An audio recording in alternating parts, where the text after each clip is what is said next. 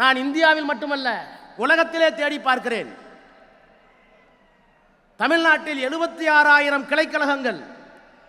அந்த ஒவ்வொரு கிளைக்கழகத்திற்கும் ஒரு இளைஞரணி அமைப்பாளர், 3 துணை அமைப்பாளர், அதிலே மாத்திரம் 3 லட்சம் நிர்வாகிகள்.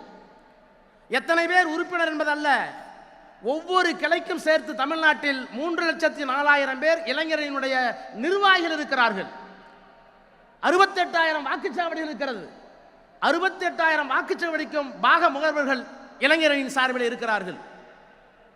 சென்னை போன்ற பெருநகரங்களில் பாகத்தினுடைய பகுதி கழகத்தினுடைய நிர்வாகிகள் அவர்கள் ஒரு 2 லட்சம் பேர்.